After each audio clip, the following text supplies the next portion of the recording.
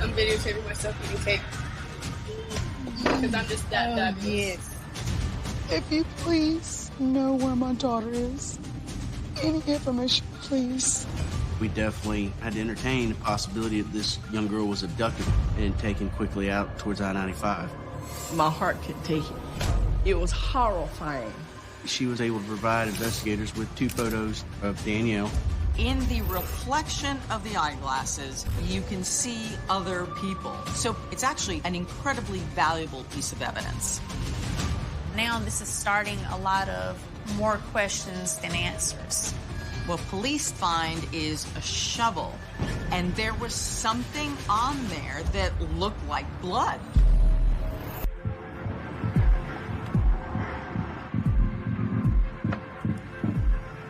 "15-year-old Danielle Locklear is enjoying a yearly tradition, spending her summer with her grandparents and extended family in the quaint town of Hope Mills, North Carolina. Danielle and I, we was really close. My name is Darlene Hegel. Danielle Locklear is my granddaughter. And she cared a lot about me, and we did a lot of things together. Go down to the church. The church was always in it because that's, what we did. My name is Chino Papa, and I am Danielle's aunt. She loved to make videos and tutorials. Anything that involved some creativity, she can do it. She really loved baking cakes, that's for sure. Well, I was like, wow, how'd you learn how to do this? And her cakes were delicious. I'm videotaping myself eating cake. Because I'm just that diabetes. Yes. It was just like a little home away from home. She had a good time coming to visit for the summer. That summer, Danielle meets a young man who is familiar to her family. 17-year-old Jamichael Malloy. We've seen him over the years at the church. I've seen him when he was a kid, and then one day see him, he's like a handsome teenager. Once I seen that they seemed to be getting along well and liking each other, I felt that, oh, this is a good thing.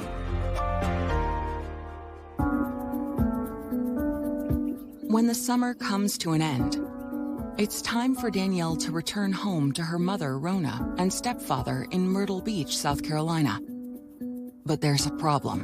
When it was time for her to go back, she didn't want to go back because she had a love interest. And she was like, please, Grandma, I want to stay.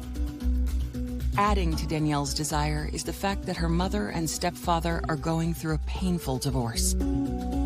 So Danielle's mother agrees to let her stay in Hope Mills. She came to live with us, and we were all open arms. She enrolls in Southview High School in Hope Mills, which is like right behind our neighborhood.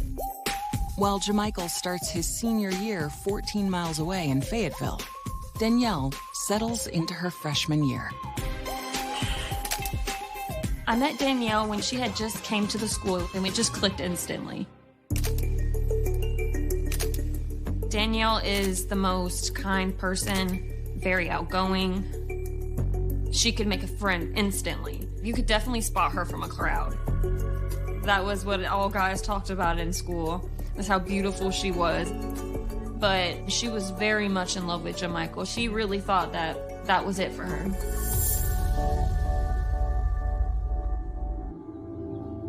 Later that school year, on the morning of Tuesday, March 11th, Danielle's grandmother and Aunt Sheena are preparing to go out of town, leaving Danielle with her grandfather for the night.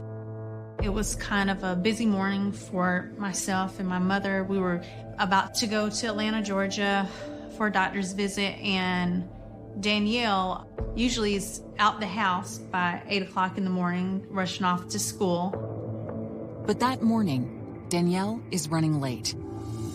I remember looking at her, and I said, okay, bye, Danielle. She said, bye, Grandma. And I just seen the side of her face, and then she was gone.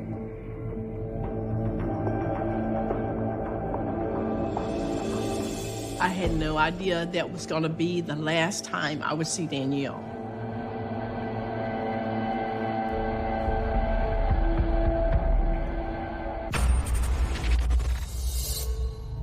That evening, hours after Danielle returned from school, at around 9:45, she asks her grandfather if she can run a quick errand. He said he remembers seeing her come up beside his shoulder and say, "Papa, I need to take this binder to my friend up the street. Is it okay?" He said, "Oh, okay, yeah, just come right back." Just simple as that. But an hour later, Danielle hasn't returned home. The grandfather said that he's calling the phone, she's not answering, going to voicemail, so he starts driving around Hope Mills looking for Danielle, and he can't find her. The grandfather said that he hesitated calling the police because he always believed that you had to wait 24 hours to report someone missing. Finally, at 3 in the morning, he gave up, went back to sleep, hoped that by the morning she would have come home. When he wakes up, he begins to panic. I got a phone call down in Atlanta from my husband, and he said that it's been a while now and she never came back to the house. I'm all nervous at that point, so we started getting our things together real quick to come back home. Danielle's grandmother instructs her husband to call the police and then rushes to return to Hope Mills. We reach Hope Mills. The police are already there. I'm Detective Joshua Hamilton, and I was assigned to be the lead investigator on the Danielle Locklear case. The grandfather was questioned by responding officers. So Danielle was said to be going to Alexis, who's a friend of hers she goes to school with. She was taking a book to drop off at her house. But before investigators head to Alexis's house, Aunt Sheena reveals that she knows where Danielle may be. Her hunch stems from an odd encounter she had with her niece 2 days before she went missing. It was becoming dark, and Danielle is running past the driveway toward the door and caught me off guard because she's never really out at nighttime. And I say, "Well, where are you coming from?" Out of breath she was. She's like, "Oh, I'm coming from the back of the neighborhood. There's like a creek back there, and all the kids have been trying to get me to go hang out." The first thing that comes to my mind is this creek area. Maybe she's hanging out back there or something. Officers did respond down to the creek with Sheena. They canvassed that area with her. We did not know at the time that's where a large group of teenagers would congregate. I'm seeing, like, you know, some kids' notebooks back there, just like things where you could tell teenagers had been back there hanging out. However, there are no active signs of Danielle or anyone else. But as the group are leaving the site, Danielle's Aunt Sheena spots something. And I look down and I see her night sock. Little fuzzy striped gray and black and white sock. And it's balled up. And I know it's hers because, you know, I bought these socks. And I tell the police, I said, you know, this is something that she wears around the house. It's weird that this particular sock would be found at the creek, especially if it's something that Danielle would only wear at night. Which brings up the question, had Danielle been to the creek that night she disappeared?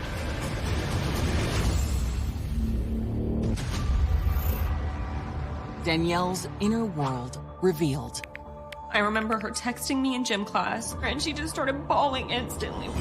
She's really distressed about this, and she had a lot going on for a 15-year-old. And classmates point the finger at a former student. The other kids had told the police she had rejected him. and that maybe he had something to do with her disappearance. She seemed like a goody-goody, and good-goodies have a bad habit of snitching.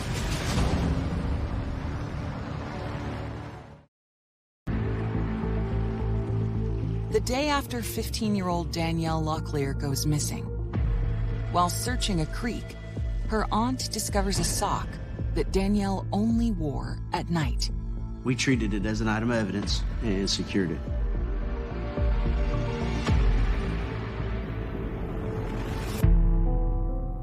The family then makes a painful call to Danielle's mom. We called my daughter Rona while she was still at Myrtle Beach. Told her that Danielle didn't come home. And she said, "What do you mean she didn't come home? What do you mean, where's she at?" All this kind of stuff. And so everybody was dumbfounded. You can't sleep, you can't eat, you can't think. Now, there's so many different things that could have happened to her. By the time we were looking for her, she could be anywhere. Danielle's mom rushes to Hope Mills, while police visit Alexis, the friend Danielle told her grandfather she was visiting the previous night. Alexis told investigators that Danielle had not come to her house during the nighttime hours the night before. Her friend was not even aware that Danielle was coming to her house, which kind of shocked us. Now we don't know where she went. Detectives wonder, why did Danielle lie to her grandfather about where she went that night? Alexis goes on to tell police that she did spend time with Danielle earlier that afternoon, at a place now familiar to investigators. She had seen Danielle the day before at the creek during school hours.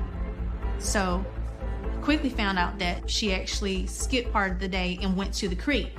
So now this is starting a lot of more questions than answers.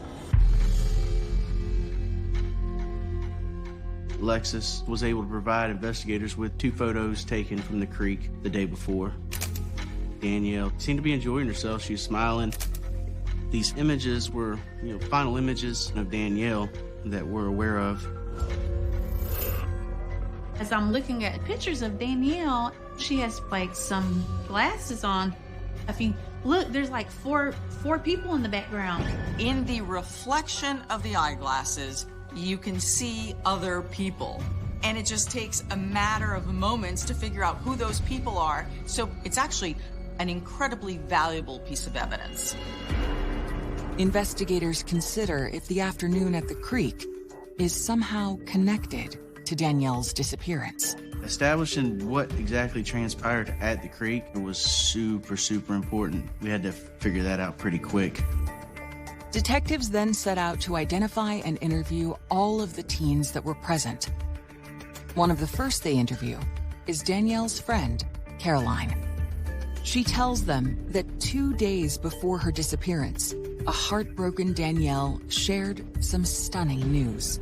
I remember her texting me in gym class, and I went to go see her, and she just started bawling instantly, which is not her characteristic at all. She told me about Jamichael and that he had cut things off with her and that she was really upset. And she started asking me about the creek and where I go when I skip. And I was like, "Do you want to see it?" And then we went down there and we just joked around for a little bit. That evening, Danielle encountered her Aunt Sheena when she returned home. The next afternoon, the day Danielle went missing, she and Caroline stealthily returned. The next day, we spent the day there. I remember it being sunny and warm. There's probably at least 6 kids down there. We had laid out beach towels and blankets. She was just laughing the whole time. I didn't think she was sad anymore at all. That was the last time I saw Danny, my final day with her. I just feel like that was a good day to have with her. If I had to pick a last day with somebody, that was a good one.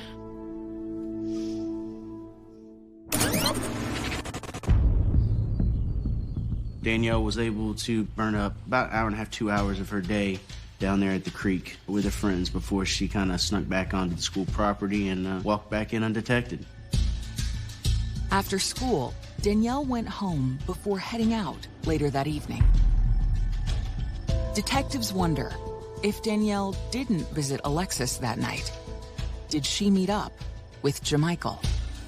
Once we established that she did have a boyfriend, we wanted to talk to him as well. Jamichael tells the police that Danielle was having such a hard time with the breakup that she kept bugging Jamichael, and he said he had to block her from his phone, so he hadn't talked to her in days. Detectives then ask where he was on the night Danielle went missing. Jamichael tells investigators that he was at home with his friend, Dominic. Those two were tight. I mean, they were like brothers. But he hadn't left the house and he was there all night. Investigators asked for consent to do a forensic analysis of his phone and the contents within it. He surrendered that phone to us with no problems. That extra step to reassure us that he didn't know where she was. As they sift through the messages on Jamichael's phone, they make a shocking discovery. Several days before she went missing, she was saying to him that she had taken a test and was in fact pregnant with this baby. Messages concerning her pregnancy raised a lot of alarms. We had to assume that she is pregnant and we're looking for a pregnant teenager. It was obvious that there was a lot of anger, and Jamichael didn't believe that Danielle was pregnant. So this seems to be something that they were fighting about. Did Jamichael's anger spill over the night Danielle disappeared? When they locate the texts from that evening, however, they discover something else. Police learned from Jamichael's phone that he was home that night, texting with other girls. Looks like he was home all night, as he said he was.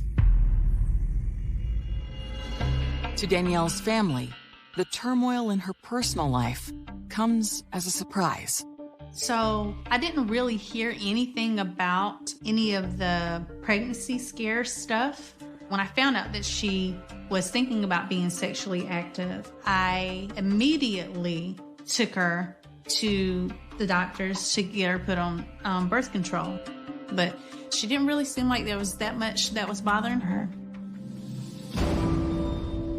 In hopes of unearthing new clues, detectives file a subpoena for Danielle's cell data. Then, they retrace her steps from the day she went missing, starting with her walk from school to the creek. Investigators discovered the camera aiming at the sidewalk, which leads to the trail to the creek. This surveillance video of Danielle is proof of what Danielle was doing that day before she disappeared.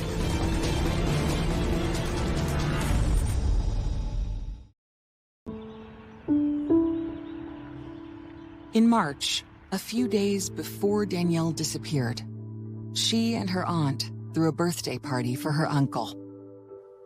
My husband was turning 65, and I got together with Danielle and asked if she would bake the cake. And she said yes. She was really excited about that. So the day arose. Everyone was enjoying themselves. My husband loved the cake. The cake was delicious. And really, it just breaks my heart because that was the last time that I seen her.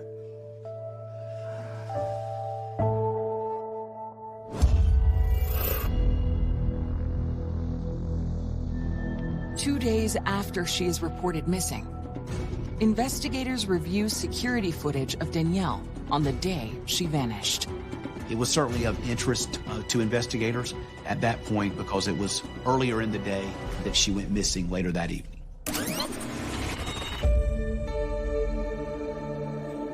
Danielle was seen walking toward the creek.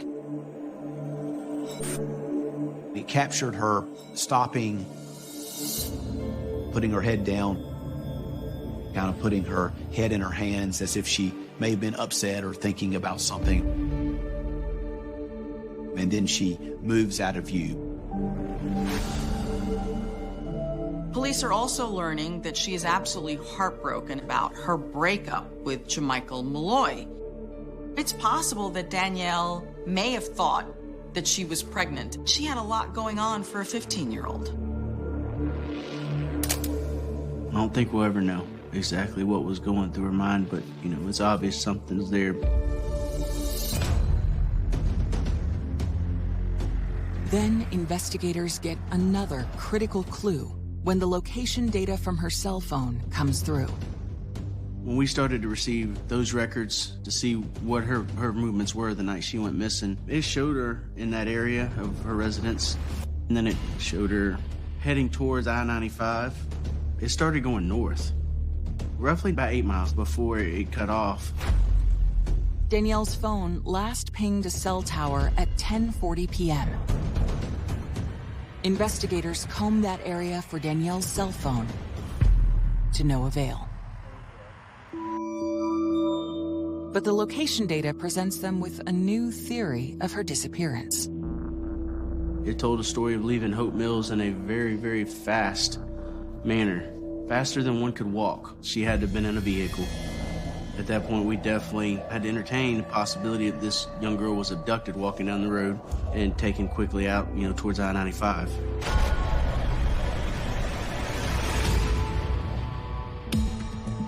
We've gotten the federal authorities and FBI involved. We were able, from social media, from pictures of the family, to get descriptions as well as photographs of Danielle out there and really try to push them out. Just a few days after she's reported missing, Danielle's disappearance makes national news. Basically, every news channel, everywhere you could possibly put news, that was Danny's face. I want my baby to come home. That's my baby girls. No one knows what a mother goes through when I feel like my heart is ripped out. If you please know where my daughter is, any information, please tell her to come home. Or Danielle, if you see this, come home, baby. I love you. Danielle's ex-boyfriend also joins the efforts to find her. Jamichael was right there in the huddle with us, looking for, making the plan, where we're gonna go, what we're gonna search, who we're gonna talk to next. We did everything within our power, making phone calls, calling friends, making flyers, sending faxes. Our attitude was that, you know, do whatever's necessary to find her. And we're praying and hoping that you find her alive.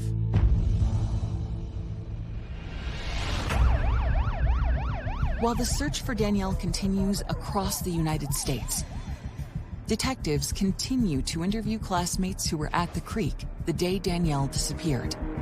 And one of them points to a former student with a questionable past. Investigators learned about Derek through another individual. He told us about Derek, how, you know, he potentially had something to do with her disappearance.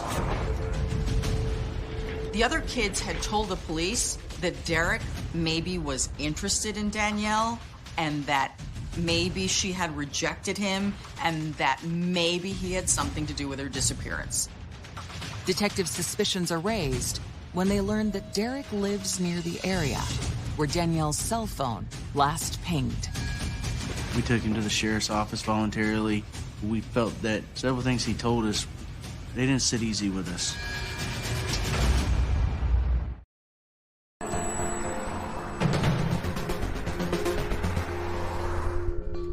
Investigators are questioning a former student who lives in the area where Danielle Locklear's phone last pinged. The best way to describe Derek is he's kind of like the school truant. Has been expelled a few times, but he still hangs out with the kids from the high school. And Derek was at the creek on the day that Danielle was there. Let me ask you something. Was Danny hot? Well, yeah, she was a very beautiful girl. Was you infatuated with her? Did you kind of have like a secret crush? No, she seemed a little too preppy. She seemed like a goody-goody. And honestly, I don't hang out with goody-goodies. Goody-goodies have a bad habit of snitching. ain't gonna lie. I do illegal things, and I know I do. Derek was unique in the fact that he was very outspoken. He admits to not liking her, that she's too preppy. That's not his cup of tea. He made it clear that, you know, he does illegal things. We don't hear that very often. Let's put Derek's posturing aside. Let's look at the facts. Where was Derek on the night that Danielle disappeared? When questioned on his whereabouts during the hours of 8:30 p.m. to 12:30 the next morning, Derek says he was at his father's house.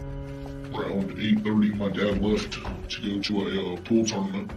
I stayed on the computer, job searching. Between Facebook, job searching, and TV, that's what I was doing all night. He was alone for those hours, which is also very suspicious. There's no one else in the home with him. Derek is certainly someone that has raised investigators' suspicion at this point. Detectives then turn to the location of the final cell ping from Danielle's phone.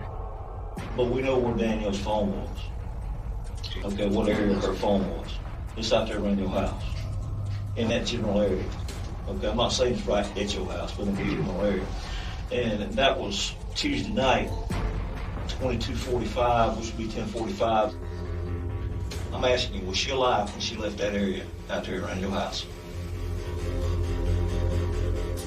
I have no idea, I didn't see her. You're telling me you have no knowledge whatsoever of what happened to Danielle Locklear? No, sir. But police aren't convinced Derek is telling the truth. Police decide they're going to take this a little bit deeper. Police get a search warrant and they search Derek's house. We do a search of that property based on the information provided. While examining the property, investigators immediately observe something alarming. What police find is a shovel. And there was something on there that looked like blood. The shovel appeared to have what we thought was blood on it. So, we ran some tests on it. But when the police took the shovel in for forensic examination, they determined that it was not blood on the shovel. So at this point, there was nothing tying Derek directly to Danielle's disappearance. People tried to say that Derek had done something to her or hurt her in some way. A lot of very mean things that he did not deserve. We reached a point, where we couldn't rule him out, but we couldn't corroborate what he's saying to us. We didn't have enough to keep moving forward with him. So we regrouped and started to pick up where the evidence left off again. Then, on April 2nd, 22 days after Danielle disappeared, an off-duty police officer discovers something concerning off a bridge about 20 miles outside of Hope Mills. He immediately calls 911. Is there a deputy close by with a pair of binoculars so I can make sure there's not a body in the water?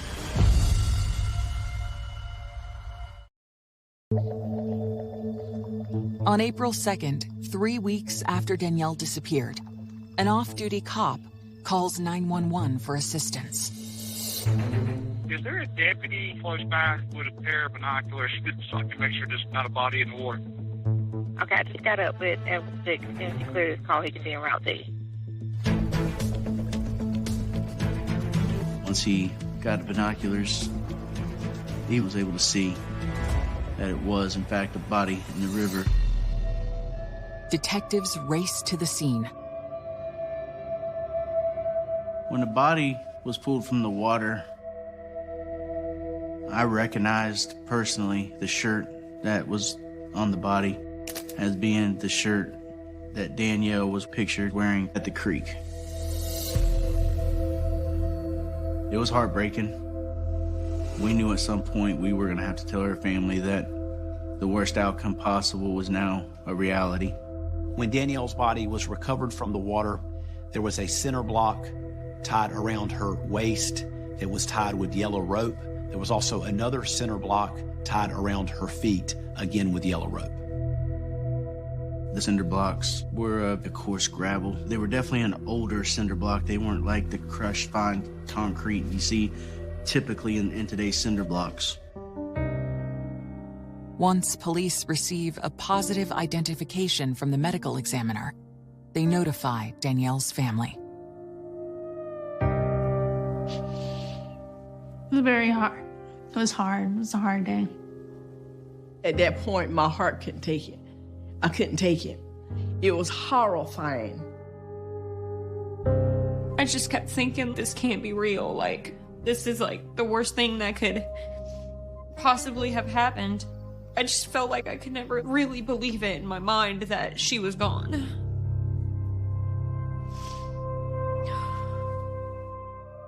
As Danielle's family and friends begin to mourn, detectives get to work. The medical examiner concludes that Danielle had been strangled. And they find something else. It also noted that there was a sock that had been stuffed into her mouth. It's a match to the night sock Aunt Chena found on the creek trail weeks earlier. The sock was listed as part of the death. The medical examiner could not rule out the actual mechanism for her death. Was it strangulation? Was it the sock? Only thing they could say was it was from both. The other important fact that the medical examiner is able to provide is that Danielle Locklear was not pregnant. It's possible that Danielle may have thought that she was pregnant at a certain time, but she was not pregnant when she was killed. Detectives theorize that Danielle was murdered at the creek, and her body was disposed in the river about 20 miles away. To investigators, the location of the disposal site seems significant. The South River, where Danielle was found, is a little under a mile from Jamichael Malloy's residence. Despite his alibi, Jamichael is now the focus of the investigation. It only added to my suspicion, based on everything to that point, that he had everything to do with this, and we were going to chase down every bit of evidence we could to make sure that we could hold him responsible. Detectives prepare a search warrant for his house and bring him into the station for questioning. Jamichael willingly comes in. His mother goes with him because she's now really worried. It don't look good. That body, really, how did it get down there? Somebody could be trying to frame you. They have to prove that. Love you too much. Okay. Investigators press Jamichael on his involvement in Danielle's murder. You think I'm a smart kid? Yeah, I do think you're a smart kid. Why in the world would I put her down the street and around the corner? Because more often than not, that's what people do. You know, based on my experience, they tend to not want to leave their comfort zone. Y'all seen y'all ping my phone and seen I was at home, so. Investigators then inform the Malloys that officers are searching their home. We have cooperated to the full, but now that you're searching my house, we're going to use solitary. Yes, ma'am. You ready for my home? Yes, sir. Right now. I'm going to go there. While Jamichael is being interrogated at the police station, other officers are searching his property, and they find something unbelievable. Cinder blocks that match exactly to the cinder blocks that were tied around Danielle's body. At his home, in the soil, they find the indentation, the marks left from the cinder blocks that had been there and had been removed. Then they find rope, very similar to the kind that had been tied around Danielle's body. Obviously, cops are trying to get a confession out of Jamichael. They're putting the evidence on the table and saying, Jamichael, it had to have been you. The cops think this is the aha moment, but Jamichael doesn't crack. He doesn't confess. He is so calm. Jamichael's best friend, Dominic Locke, is also brought in for questioning, but he refuses to speak with detectives. Everything points to Jamichael, but we don't have the probable cause to go ahead and charge him. We wrapped it up, let him go on his way, and told him we're gonna see you again. This ain't over. 4 days after denying he had anything to do with Danielle's murder, Jamichael Malloy tells police he's ready to talk again.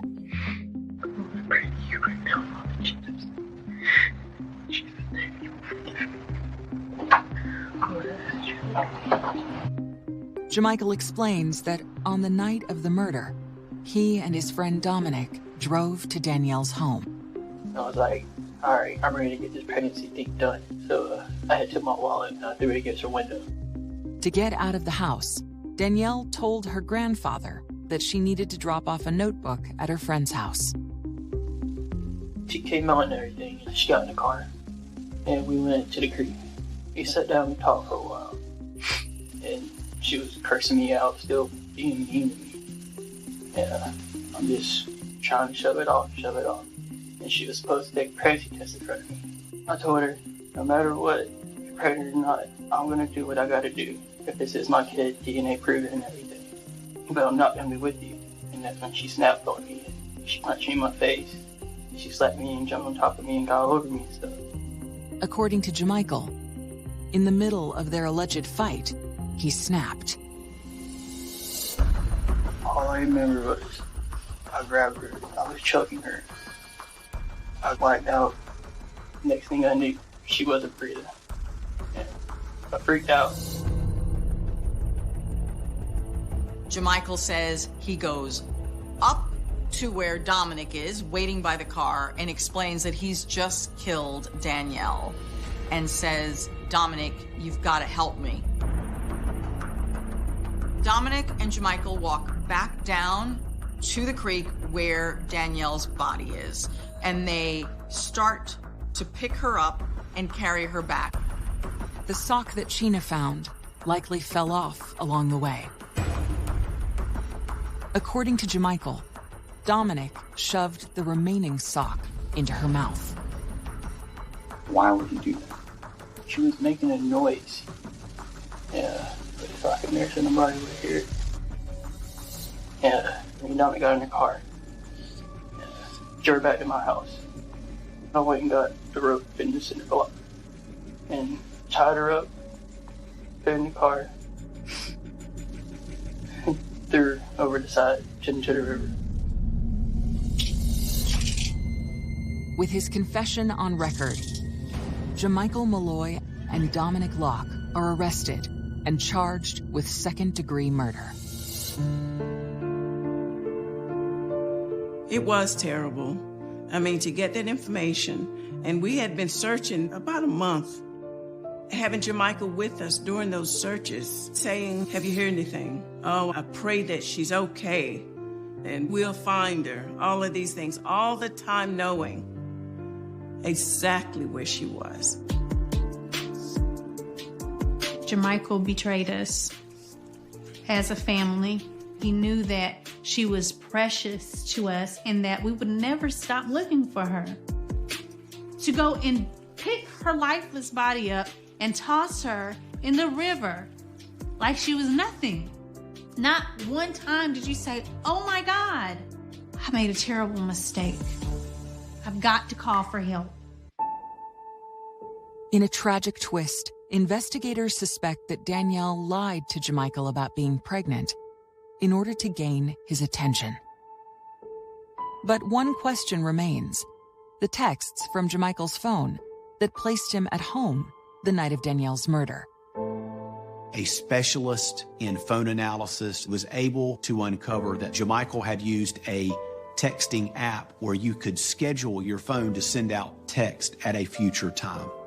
And so he had left his phone at his house, but yet his phone was still sending text to friends as if he was still at his house. In May of 2016, Jamichael Malloy pleads guilty to second-degree murder. At his sentencing, he turns to speak to Danielle's heartbroken family. There's nothing I can do there or I can say that's going to bring her back. But I do want to apologize for the actions that I made. He is sentenced to 25 to 31 years in prison. Dominic Locke pleads guilty to accessory after the fact and is sentenced to 6 to 8 years behind bars. You never get over something like this. You learn to live with it. My sister is never going to be the same. Danielle was more than a niece to me, and I'm just thankful for those years I shared with her. Years later, friends and family still cherish their final moments with Danielle. Danny was just a great person to be around, and I don't think I can ever forget the person she was. You'd think after years and years, and it being high school, it would fade a little bit. I always thought it would. I would get older and I would get over it.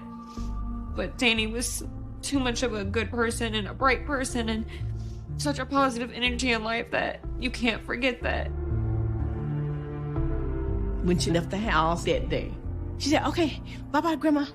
I said, "Okay, bye-bye." It was real quick, like that. And as she was going out the door, she's like, "I love you, Grandma." I'm forever grateful to her. And I thank the Lord every day for letting me have that moment, that last moment with her. And I always love her.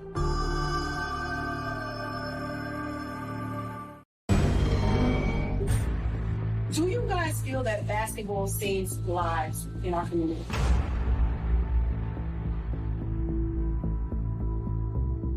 Oh, yeah, definitely. Can't be out on the streets. Because it is my fault. So if you're in the gym, and worst man in the streets, you might have just missed a bullet that was for somebody else before you.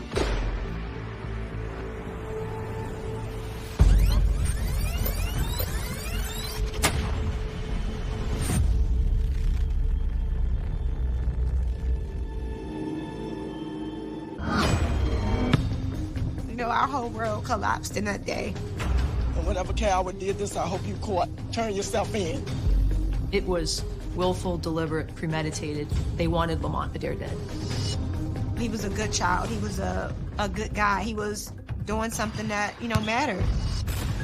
The video is chilling because you just see the brazen act very clearly. And my brother did not leave the house thinking that he was going to die that day. He was the one who made the call for him to come up there. He was the one who put Lamont in a location to be a victim of this murder. Summer 2018. Seat Pleasant, Maryland. A tough suburb just outside of Washington, D.C.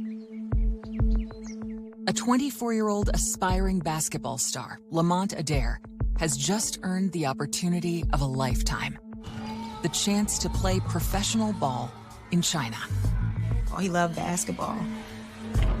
It didn't matter what was going on. If someone called him, "Lamont, you want to play ball?" He was there. I'm Urania Jackson. I am Lamont's older sister. He always had a basketball somewhere in his hands. Next to family, basketball was everything. You think it's funny, too? You think it's funny? He was just really excited. My name is Dateline Rainey. I'm Lamont William Adair Jr.'s mom. He didn't care if he went overseas. He didn't care if he played for the NBA. He just liked to play ball. I thought he played better than Michael Jordan, but For him, it was like the break that he's been waiting for. Everything was falling into place. Everything was going the way he wanted it to go. Lamont's path to professional success was full of adversity, but he's always had the support of an adoring family. Lamont was born on October 23rd, 1993, in the morning, the day of my baby shower. I was helping, I wasn't supposed to be helping with the baby shower, but I was. So I started having labor pains. We were setting up decorations and everything, and she started having contractions, and she drove herself to the hospital. I was in the 6th grade, and I remember being so excited. He had everyone's heart and wrapped around his fingers, basically. A little spoiled, but in the sense that that's family and he's a baby brother. Whatever he wanted, he could have gotten from any of us. Oh, Lord. As a child, Lamont was very busy. Anything that we were doing, he wanted to do it. That's where his basketball career came in, because we would play basketball across the street from my grandmother's house. So whenever we played, we didn't go easy on him. We would just play him just like anyone else. Like, you're going to have to beat us to get to the court. So I think him going through that, it actually helped build his skill. He started to really hone in on his craft. Like, he was really good at it and really competitive. And then when he started getting taller, it was just like, wow.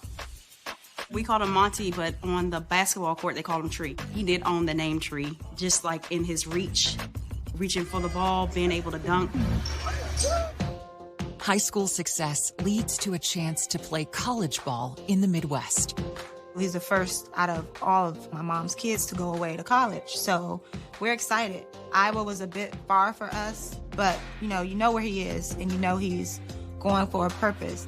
I said, so what do you do out there in Iowa? He's like, they don't do anything but tip cows out here. And I was like, what is that? He's like, they tip cows over. I think he really missed home a lot. After some basketball injuries and bouts of homesickness, Lamont drops out. Back in Seat Pleasant, he must contend with a different set of concerns. The level of violence is escalating here. It worried him to come back home. He was scared that something would happen to him. You would hear of gun violence. You would hear of, different tragedies. If you cross out of Maryland, you're right there in D.C., and sometimes the crime from D.C. would come over into Prince George's County. But Lamont continues to work on his game, and in 2018, earns his shot to play in China. Months earlier, he received even more thrilling news from an ex-girlfriend. Lamont is going to be a father. His son's name is Makai. I remember the first time meeting him, I was like, he is the epitome of his father. It just is amazing how DNA is passed to the next generation, because he acts just like him. His stance and everything is just like him. On August 7th, Lamont shares exciting news about his son with his sister Urania. I remember he came and showed me a video, and he's like, did you see Makai walking? He shows me the phone. He was like, he's walking. Oh my gracious! And this is as he's leaving out of the door. And I give him a hug, and I said, I love you, be safe. And he was like, okay, I'll see you later. And, I hold that memory and I cherish it, because who would ever think that that would be the last time I see my little brother alive? The next day, Lamont's older sister receives an alarming call. I'm at the gas station pumping gas. The phone rings. This guy that Lamont grew up with, he's like, your brother just got shot. He just got shot? Like, what do you mean he just got shot? Oh no, your brother just got shot. And so, I started crying. I asked where it was. He said it was on Craig Street. And when I called 911, I told the operator that somebody just called me and told me that my brother was shot because they sent an ambulance. And she said the police were there. I'm praying that he's okay. Please keep the blood flowing to his heart. I'm Jonathan Church. I'm a Deputy State's Attorney in Prince George's County State's Attorney's Office. The police get a 911 call for the shots fired on Grigg Street. And when they arrive, they find that a man was suffering from multiple gunshot wounds. My name is Thea Zumwalt. I'm an Assistant State's Attorney in Prince George's County, Maryland. Paramedics arrived within minutes of the call. He was found between a parked car, and then the curb, and they determined that he was unresponsive.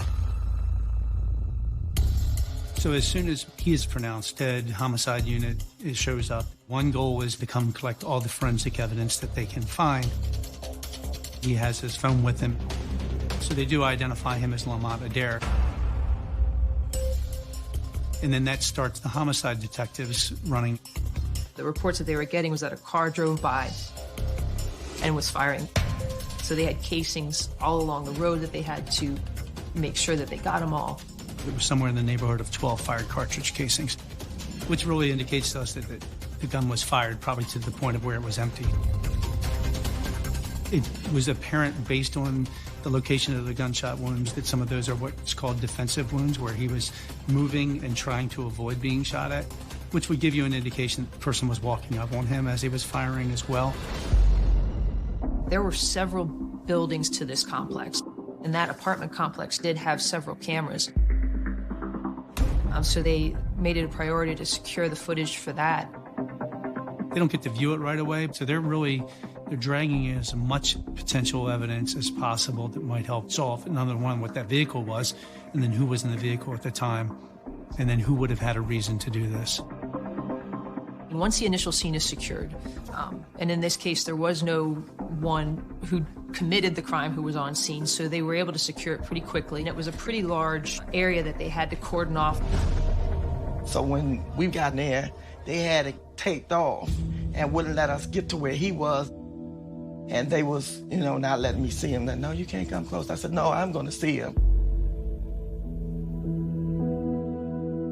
But when you deliver a baby and they cut the umbilical cord, it's still an invisible umbilical cord still there. Because you can feel one of your kids, there's something going wrong. I just think about how a waste of life it was.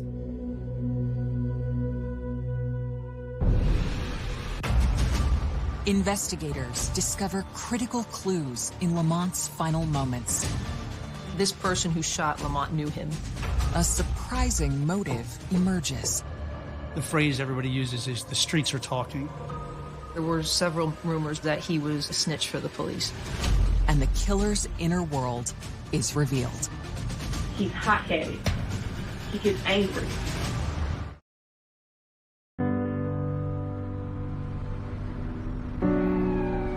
On 8/8/2018, this is where Lamont William Adair Jr., Tree, Monty was murdered at. Today is his 27th birthday. We miss you, Monty. Rest in peace. Baller for life.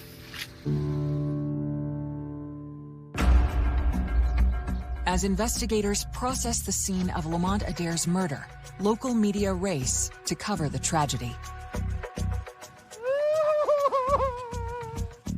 And whatever coward did this, I hope you caught. Turn yourself in. So a crowd starts to gather because it's a very populated area and it's midday. There's an entire team of detectives that spread out and look at different things, knocking on every door of every apartment that had a window that oversaw where this happened, asking people's names and identification information and phone numbers. What did you see? There really wasn't anything clear in the immediate information that the detectives received for them to go to figure out why him. In search of leads, detectives turn back to a piece of evidence recovered from the crime scene. When Mr. Adair is found, he has his phone with him, and the phone can be like a wealth, a treasure trove of information. They can identify who his family members are, who he is in particular, start talking with family members. Later that evening, investigators ask Darlene about Lamont's movements that afternoon. I told them they were living at my house. Lamont and Makai. Lamont had his room downstairs. So he was down there about maybe 2 or 3 hours playing with Makai.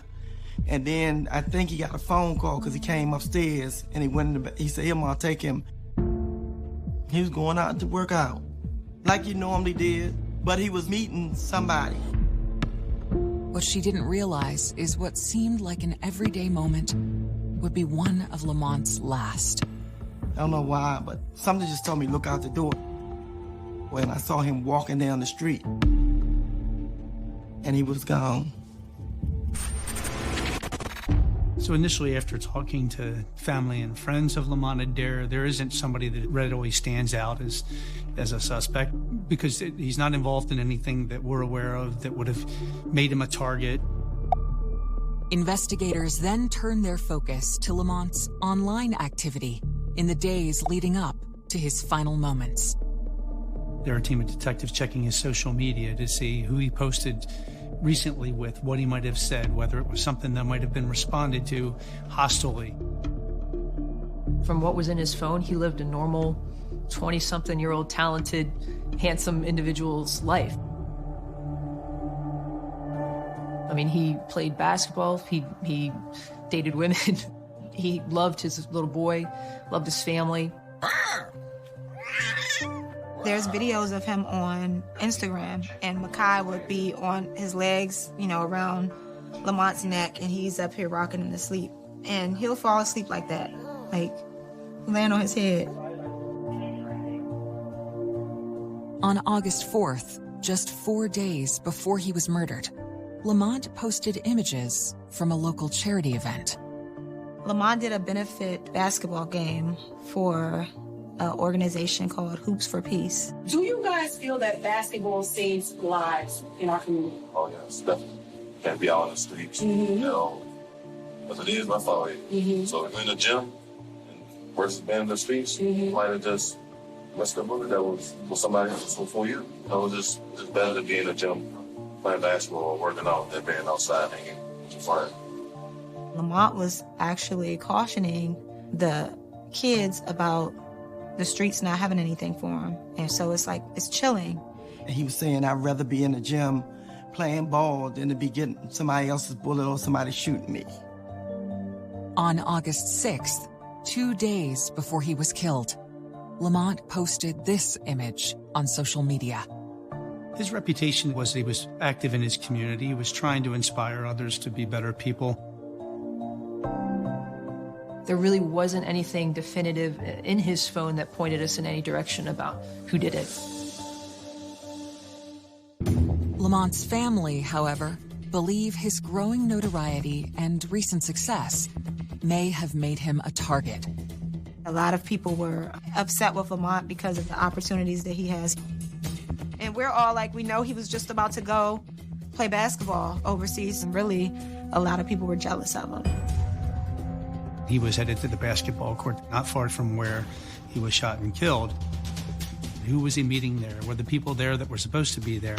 Where were the people that he was supposed to meet if they weren't there? One of the people that Lamont may have been going to play basketball with was a man by the name of Thomas.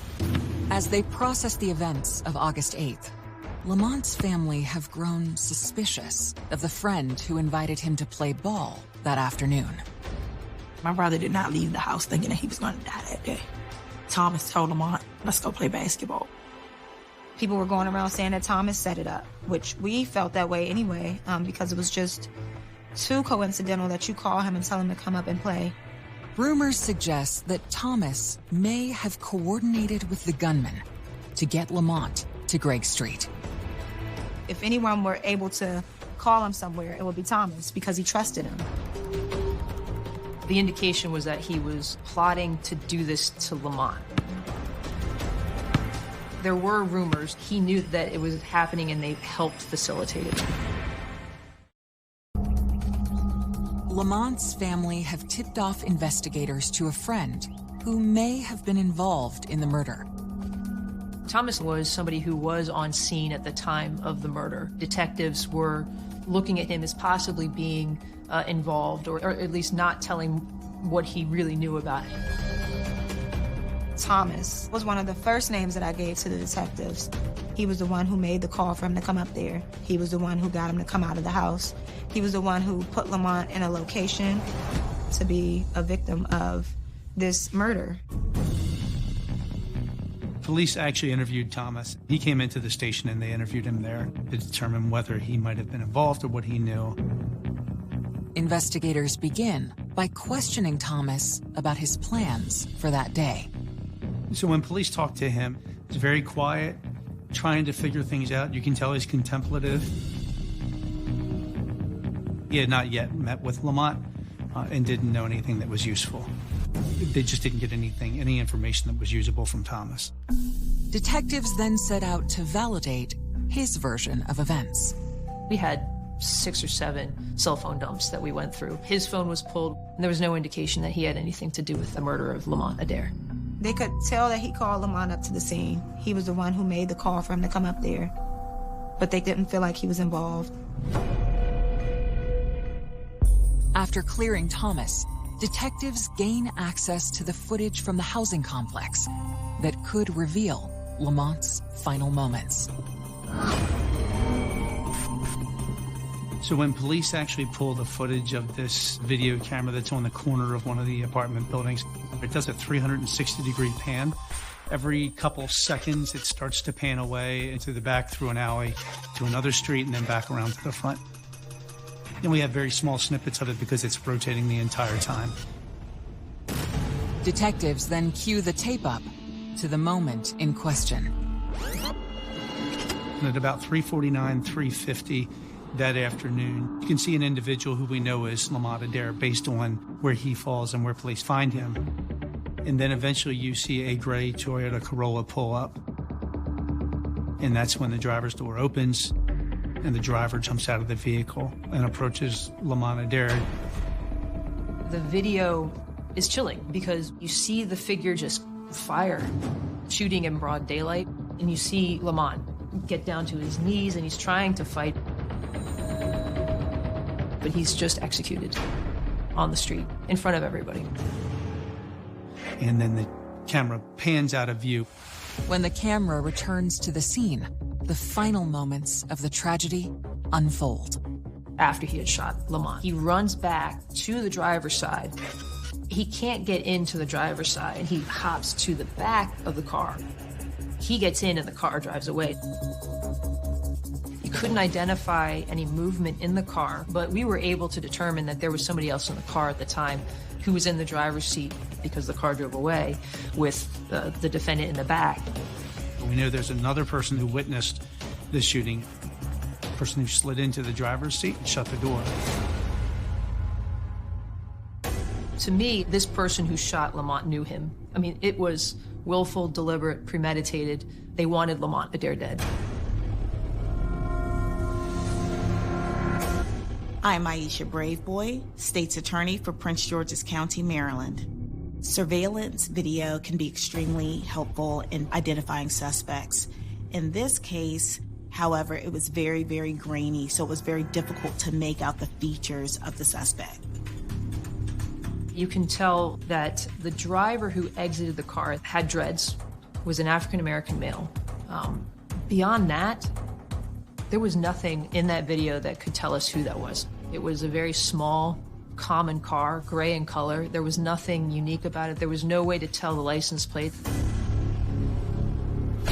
But upon rewatching Lamont's final moments, they observe someone else who may be able to identify the killer.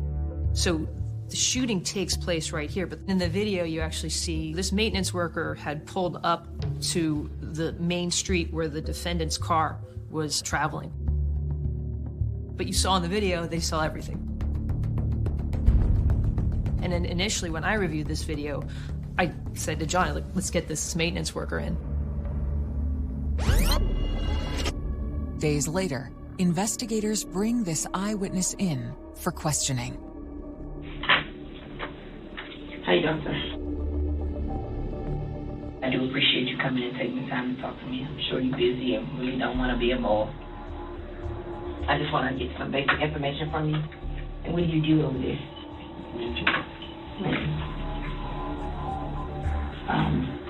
On the day of the shooting, you remember that day?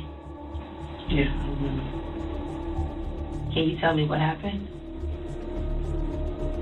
Just back and then pull over the car because he just come pull up, start shooting. The person that was doing the shooting, can you describe the person at all?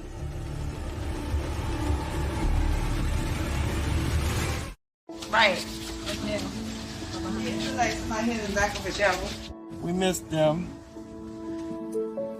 Lamont's 27th birthday, baller for life, celebrations of his life. This is Lamont's niece that he never met. She'll be a year old. All right, this month. It's Calvin, a friend of Monty. Man, we miss you down here. You know, you want to live forever, be your family, real friends. Happy birthday, happy 27th birthday. We love you, miss you.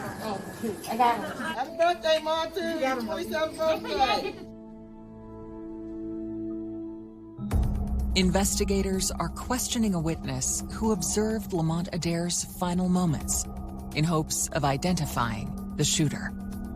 On the day of the shooting, you remember that day? I just pull up to the car because he just come pull up, start shooting. The person that was doing the shooting, can you describe the person at all?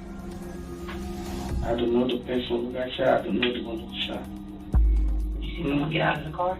No. No? No. Can't describe anything about them? No, because I'm scared. I don't wait for, I don't look for nothing. This maintenance worker, he didn't see anything. You know, black, white, Asian. No. So it was a very frustrating, moment for us. I appreciate you coming in to talk to me. I mean, of course, I wish you had more information, but I appreciate you. The witness's failure to identify the shooter highlights a major challenge detectives are facing. Sadly, there is an anti-snitching mentality for witnesses, and a lot of that probably is out of fear. And they've got to live with the people that may have been involved in the incident.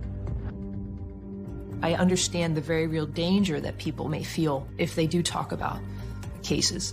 But in this particular case, it was so frustrating to see the number of people out, and nobody saw anything who could really tell us where to go. In the face of community silence, Lamont's family decides to speak out. The neighborhood didn't talk. So we got together as a family and we're like, well, we need to go up there and protest. We walked from the street where he was murdered all the way down to the rec center. What do we want? Justice! When do we want it? Now! The thing that mattered to me most was making sure someone opened their mouth enough to find out who did this to my brother. Don't sit and hide behind the windows and curtains. Tell what you know. I said, today is my son, Lamont William Adair Jr.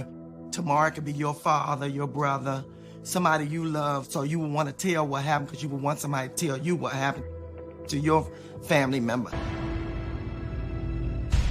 In the days following the protest, it's apparent that their message is getting through.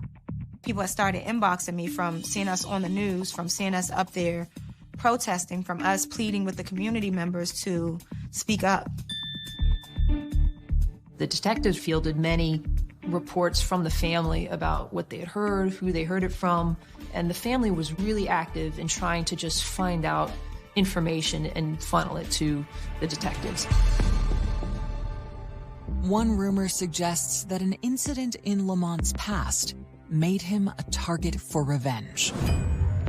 There were several rumors. One of them was that he was possibly a snitch for the police. That was basically that came up because he had recently, prior to this, had acquired a weed charge where he was found in a car smoking some weed. Like most of the kids his age, Lamont has started recreational use of marijuana. I think that's the way that he, detached from his issues or problems. And he had gotten into some trouble, and they arrested him. It seems that after the arrest, some individuals may have viewed Lamont with suspicion. I don't believe he was in jail for very long when he had been arrested for that. And certainly some of the rumors that circulate is that if you're out quickly, that you must be working with the police. And I guess the phrase everybody uses is the streets are talking. And so some of the original rumors that went around were that potential suspects could be people who weren't happy about that. Detectives reach out to their partners in the narcotics unit. It wasn't a big charge. There would be no reason for him to want to subject himself to the dangers of becoming a snitch to work off a weed charge.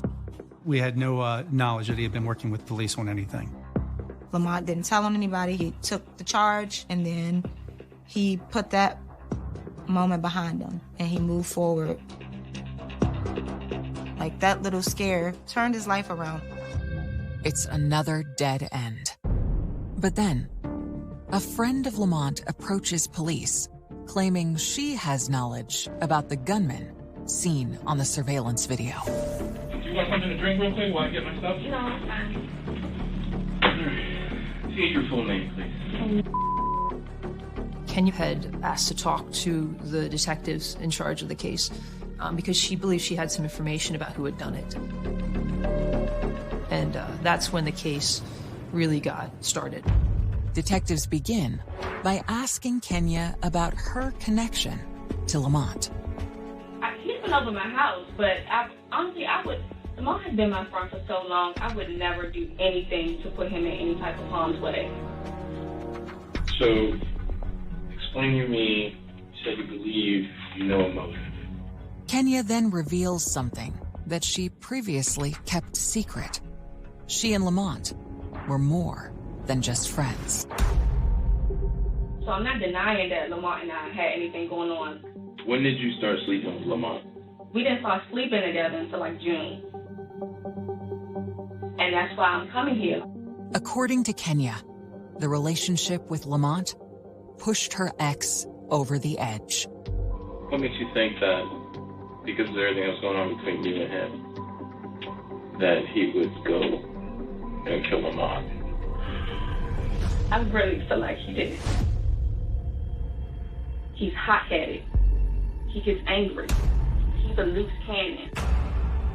I feel like he did it just because of the situation. I'm worried that if he did do it, he might come after me. Well, what would make you think he would do it? He told me he would kill me. On August 10th, 2018, a woman named Kenya tells investigators that her ex, Franklin Scott, may have killed Lamont Adair. She wanted the police to know that she and Franklin Scott had a pretty tumultuous relationship consisting of several protective orders, but also 2 young children. So they were on again, off again.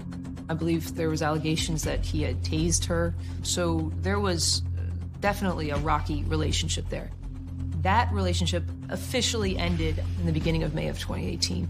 Because he's seen that Lamont was so supportive of me. He hacked into my Snapchat and he's seen how often Lamont and I were together. Franklin Scott was clearly obsessed with Lamont Adair and the relationship that Lamont had had with Kenya. Frank is short. He's like 5'3", and he's always self-conscious about that. Like, you don't want me because I'm small, I'm short, you want to talk. It's so messed up that you just moved on with a basketball player. He lost it, knowing that she ran to basically his worst nightmare, a talented, tall, good-looking guy. It makes me cry, but I really feel like he did it. Then she offers more details that increase the detective's interest. What's he look like? He's short. He's about 5'3". He has dreads. What kind of hair does he have? He has dreads, long dreads. How long are they? Maybe like... Down there? Yeah. He had long dreads. He matched the physical description of the person who conducted the shooting. Franklin Scott did have a prior firearms charge, so we knew from that he had access to weapons. So that also was something that we were looking at as important. When they ask Kenya what type of vehicle he drives, she says that he used to drive a BMW and that was in the shop. She mentions that she believes he's been driving a rental vehicle, possibly a gray Toyota. The same type of car observed in the surveillance video. Investigators then ask about her contact with Scott on August 8th. She told police that she received a phone call from Franklin Scott the day of the murder. She was at work at the time. He was in the car driving when I was speaking to him. Do you remember hearing any voices, anybody else that could have been with him? It was somebody else with him. He has like, I know his voice is kind of deep but high at the same time. She said she recognized that voice to be Elijah Wan Jackson because his voice is characteristically raspy. It was O.J. Jackson. He had a nickname of O.J. the Shooter. He had a prior record as well. If you had to leave right now, go find him, where would you go? I don't know.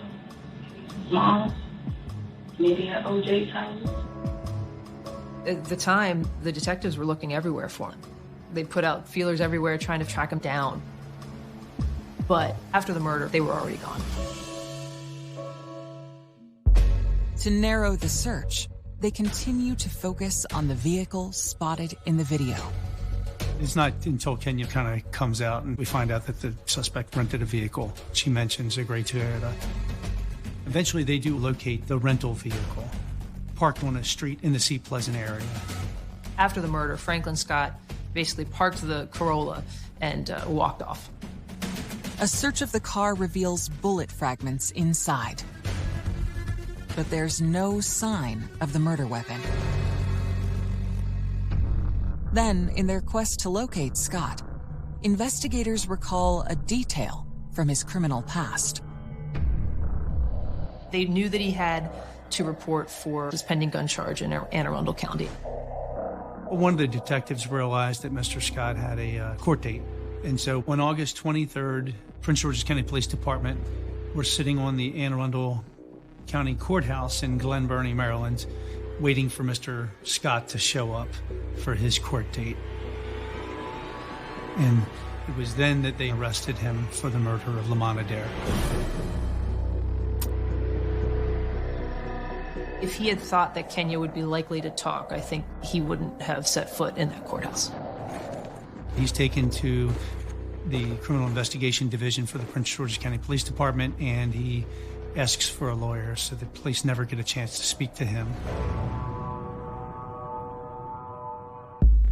Eager to collect more evidence against Scott, detectives begin monitoring his phone calls from prison. Within the week that he was arrested, he had made some jail calls asking his acquaintance to help him get rid of his babies, which the detectives were able to determine he was talking about his guns. Locating the weapon used in the murder would bolster the prosecution's case. Unfortunately, they listened to the jail calls a couple days after they were made, so by the time they were able to get a search warrant and search the house, there was no indication of any firearms there. The failure to find the weapon is a blow to the investigation. What we had at that time was not enough. It was enough for probable cause, which got Franklin Scott to be arrested, but it wasn't enough to find him guilty beyond a reasonable doubt. We knew we needed somebody involved in that moment to be able to be in court and point at Franklin Scott and say he's the one who shot repeatedly at Lamont Adair and killed him. That man is Elijah Jackson. If we wanted who was truly responsible for this, we had to find him. So police immediately zeroed in to track him down. To bring the killer of Lamont Adair to justice, investigators must track down his suspected accomplice, O.J. Jackson. I had been watching social media, and OJ was traveling. He would go to Texas or Florida, I think it was, come back. Like, he's active on his social media page. But 16 days after the homicide, police get word that Jackson has returned to the Seat Pleasant area. On August 24th, police find Elijah Jackson at his home, and that's when they bring him in to interview him about his involvement. They interviewed him pretty extensively for a couple hours. At the end of the interview, he got real quiet, and the detectives asked him something, and he indicated that he wanted to talk to his mother. And his mother came in, and you saw a pretty profound exchange. His mother tells him, you need to tell the police the truth. You don't need to be going down for this. You need to be honest. Elijah Jackson is finally ready to provide a first-hand account of the tragic events captured by the security camera. He made it sound like he bumped into Franklin Scott as he was walking. I think that Franklin Scott picked him up. He hears Franklin Scott say, there he goes. The car slows down, pulls a gun out of the driver's side door. Handle shoots out the window a few times, opens the door and jumps out of the car. And he says the car keeps going and he jumps over into the driver's seat and put the brake on. Then Jackson observed Lamont's final moment. Scott is standing over Lamont and Darren firing. I think it all happened so fast and it was a surprise to OJ. OJ Jackson just wanted to get out of Dodge. OJ indicated that he was not expecting it. However, he did get into the front driver's side seat. He was ultimately charged with accessory after the fact. Franklin Scott accepted responsibility for what he did as well, and primarily because he knew that Elijah Jackson was going to offer testimony against him. Franklin Scott pled guilty to first-degree murder. I'm pretty proud of that. It's a more certain outcome than going to trial. So I'm happy with the results. Elijah Jackson is serving a 6-year sentence. Franklin Scott is serving 50 years.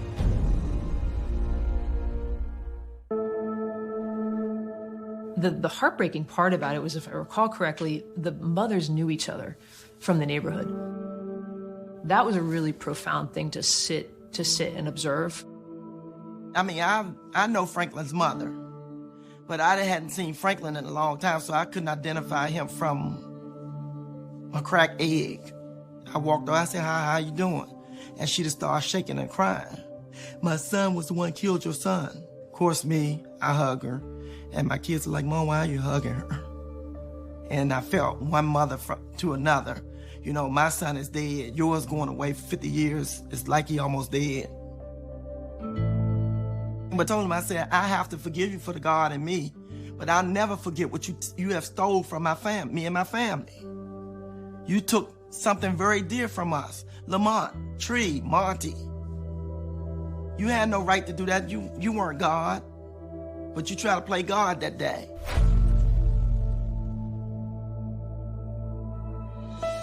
With the murder case resolved, the family continues to process their grief and replay Lamont's final moments. Makai had just started walking right before Lamont passed. He shows me the phone, and I'm just like trying to hold back the tears. I had a feeling about Lamont, like it was the last time I was going to see him. It was very weird when I think about it, and how I felt like I had to just let him go because I was getting teary-eyed, and that was the last time I saw Lamont. Him sharing a moment from Makai being able to walk. I wish I had offered him a ride that day. It's a lot of things you look at and you're like, you could have done differently, but yeah. No, I just, like, I think about him all the time. You know, Lamont knew we loved him, and he loved us. And at the end of the day, nothing else matters. Go ahead. When you look at it, the person touches like so many people, and it's disappointing because he had a bright future ahead of him. I'm just proud of him for the man that he was and who he was trying to become, you know, for his family. Gone too soon. Very, very hard.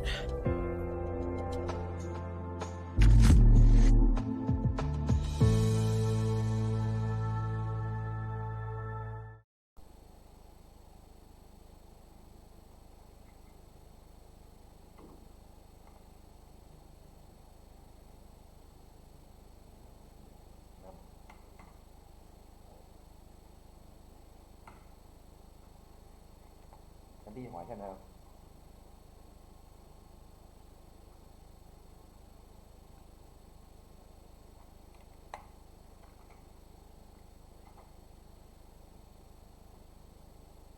Bốn giờ trước không online.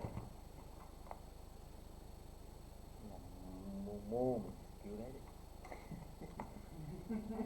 Bạn đừng có chửi trên đây đi hả? Mình sẽ tiếp mấy ngay.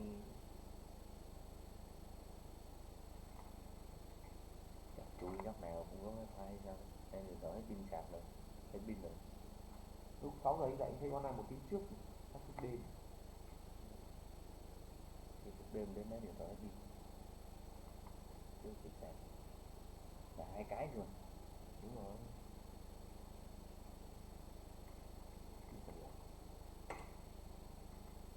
Cái pin biết tưởng ra mua đi sạc ra mà ngu mà chứ.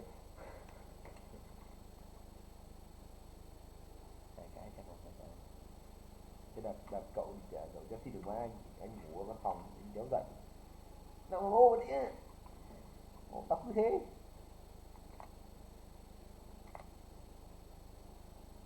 Các bạn hôm trước uống bia xong hôm sau cứ lấy mã sớm nhớ siêu lắm. Bao giờ tí thì tính đã mệt quá cũ uống may dậy quen tao nhớ lại được về.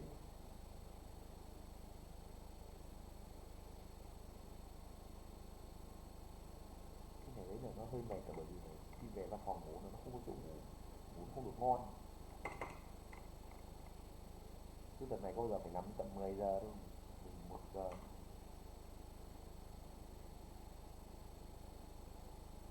Thì đéo đi chơi này, bóng biết được, đéo gì biết nhỉ. Hôm sau có say đến mấy thì mất tỉnh cao. Hay cho nó hồi nhanh, thì hay quá rồi mấy cái bóng bánh mà nhiều thật, rồi sao nó hồi, sao nó hồi cả đường.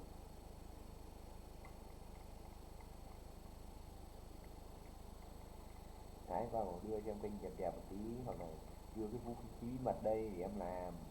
Vũ khí mật là cái anh trêu nó mấy cái kênh không mày không lên thì nằm lên cho. Thế là ở đâu cái chỉ không thì một cái em đưa vũ khí bí mật đây thì nếu mà lên thì đi Sầm Sơn em mời anh ba cốc. Anh định nhắn tin cả ba cốc để này dẫm đài về cái thôi không nhắn được. Đây mình đái nha, chịu thở.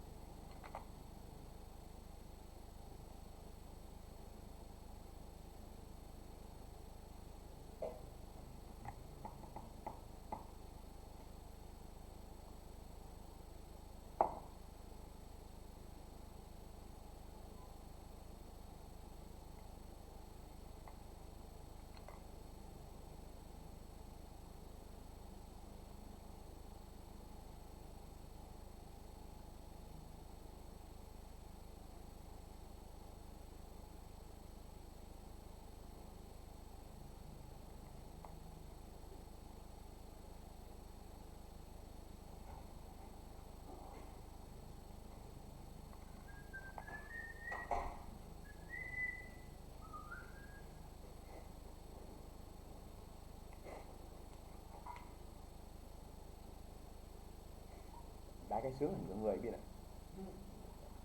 Thì nhóm gì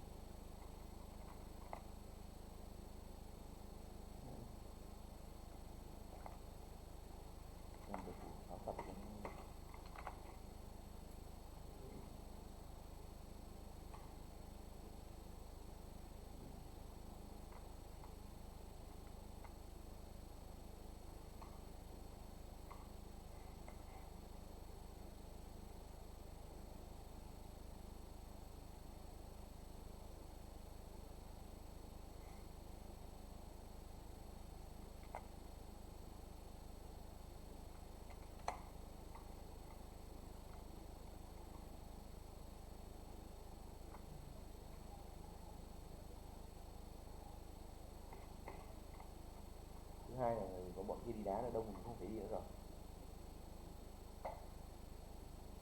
Thứ hai là mình không phải đi đá rồi, mình chỉ đi ra 6 thôi.